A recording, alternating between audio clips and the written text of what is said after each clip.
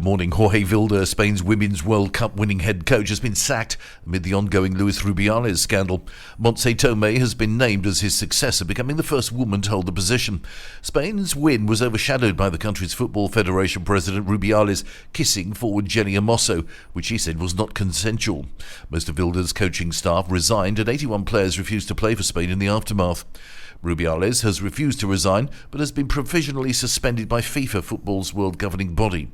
In a statement, Spanish Federation, the RFEF, did not give a specific reason for Vilda's dismissal, saying he had been a promoter of the values of respect and sportsmanship in football. However, the RFEF has been exploring whether it could sack 42-year-old Vilda, considered a close ally of Rubiales since last week. The RFEF called the move one of the first renewal measures announced by the interim president Pedro Rocha, who has taken over the role whilst Rubiales is suspended. Tomé, a former midfielder who won 4 caps for Spain, was part of Vilda's coaching team. The 41-year-old will lead Spain into the UEFA Women's Nations League qualifying later this month, with fixtures against Sweden and Switzerland on the 22nd and the 26th of September. The exiled former leader of Catalonia laid out tough conditions for his party's support in Parliament for the socialist acting Prime Minister to stay in power following July's election. Pedro Sanchez would need the 7 lawmakers in Carles Puigdemont's Junts per Catalunya party if he gets a shot at forming a government. However, the socialists said his conditions, including an amnesty for the separatists, were far from what they would accept. Speaking in Brussels, Puigdemont called on Spain to respect the Catalan independence movement's legitimacy and abandon judicial actions against it.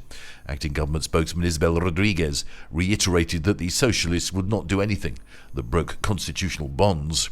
And cases of people being bitten by fish are being reported on Benidorm's Poniente beach, frightening swimmers who think they're piranhas.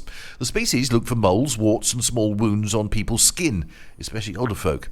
The fish are targeting swimmers on the Alicante coastline to the point that more than 15 people a day are visiting first aid stations for help.